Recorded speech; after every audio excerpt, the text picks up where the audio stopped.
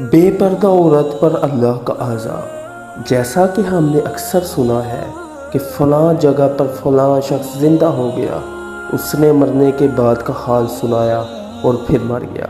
اس قسم کا عذاب قبر سے متعلق ایک واقعہ گلگت میں پیش آیا، جس کے بارے میں بتاتے ہیں کہ ایک شخص قبرستان کے پاس سے گزر رہا تھا کہ اس نے کسی قبر سے یہ آواز سنی کہ مجھے نکالو، میں زندہ ہوں۔ جب ایک دو مرتبہ اس نے آواز سنی تو اس نے یہ سمجھا کہ یہ میرا وہم ہے، لیکن جب مسلسل اس نے یہ آواز سنی تو اسے یقین ہونے لگا۔ چنانچہ قریب میں ایک بستی تھی، وہ شخص اس بستی میں آیا اور لوگوں کو اس آواز کے بارے میں بتایا اور کہا کہ تم بھی چلو اور اس کی آواز کو سنو۔ چنانچہ کچھ لوگ اس کے ساتھ آئے، انہوں نے بھی یہ آواز سنی اور یہ سب کو یقین کر لیا کہ واقعی یہ آواز قبر سے آ رہی ہے۔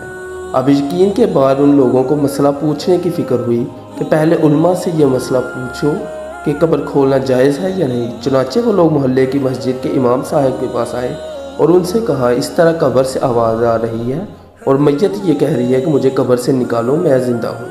اس پر امام صاحب نے فرمایا اگر تمہیں اس کے زندہ ہونے کا یقین ہو گیا ہے تو قبر کو کھول لو اور اس کو باہر نکال لو۔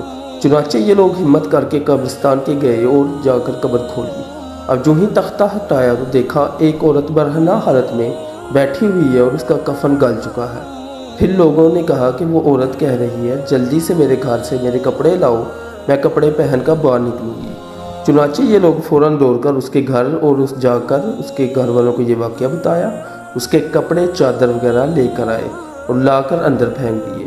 اس عورت نے ان کپڑوں کو پہنا اور چادر اپنے اوپر ڈالی، پھر تیزی سے بجلی کی طرح اپنی قبر سے نکلی اور دوڑتی ہوئی اپنے گھر کی طرف بھاگ گئی۔ گھر جا کر اس عورت نے ایک کمرے میں چھپ کر اندر سے کنڈی لگا لی۔ اب جو لوگ قبرستان آئے تھے دوڑ کر اس کے گھر پہنچے۔ ان کو وہاں جا کر معلوم ہوا کہ اس نے اپنے کمرے کے اندر سے کنڈی لگا رکھی ہے۔ ان لوگوں نے دستک دی کہ کنڈی کھولو۔ اندر سے اس عورت نے جواب دیا میں کنڈی تو کھول دوں گی، لیکن کمرے کے اندر وہ شخص داخل ہو جس کے اندر مجھے دیکھنے کی تاب ہو۔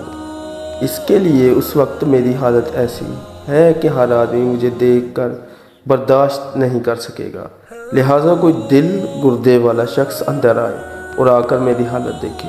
اب سب لوگ اندر جانے سے ڈر رہے تھے، مگر دو چار آدمی جو مضبوط دل والے تھے انہوں نے کہا تم کنڈی کھولو، ہم اندر آئیں گے۔ اس نے کنڈی کھول دی اور کچھ لوگ اندر چلے گئے۔ لوگوں نے اندر جا کر دیکھا وہ عورت اپنے آپ کو چادر میں چھپائے بیٹھی تھی۔ جب یہ لوگ اندر پہنچے تو اس نے عورت نے سب سے پہلے اپنا سر کھولا اور ان لوگوں نے دیکھا کہ اس کے سر پر ایک بال بھی نہیں، وہ بالکل خالی کھوپڑی ہے، نہ اس پر بال ہے نہ کھال ہے، صرف خالی ہڈی ہی ہڈی ہے۔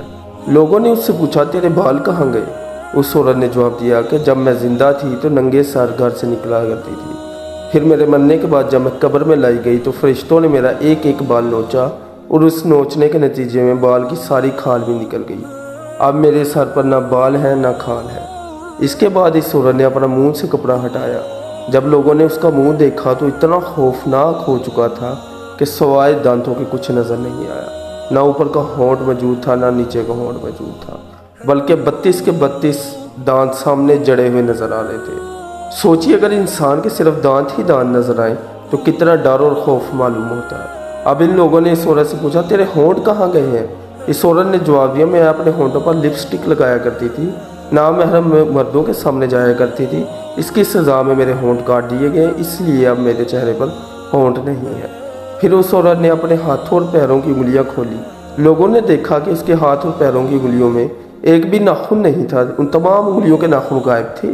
اس سے پوچھا تیری انگلیوں کے ناخن کہاں گئے؟ اس عورت نے جواب دیا ناخن پالش لگانے کی وجہ سے میرا ایک ایک ناخن کھینچ لیا گیا، چونکہ میں یہ سارے کام گھر سے باہر نکلا کرتی تھی، اس لیے جیسے ہی میں مرنے کے بعد قبر میں پہنچی تو میرے ساتھ یہ معاملہ کیا گیا اور اب مجھے یہ سزا ملی ہے کہ میرے سر کے بال بھی نوچ دیے گئے ہیں اور ناخن بھی کھینچ لیے گئے۔ اتنی بات کرنے کے بعد وہ بے ہوش ہو گئی اور مردہ بے جان ہو گئی جیسے لاش ہوئی ہے۔ محترم خواتین و حضرات، اللہ تعالیٰ کو یہ عبرت دکھانی مقصود تھی۔ دیکھو اس عورت کا انجام کیا ہوا اور اس کو کتنا ہولناک عذاب دیا گیا۔ بے پردہ خواتین اس وقت سے عبرت لیں اور ان گناہوں سے توبہ کریں جس کی سزا بروز قیامت بہت سخت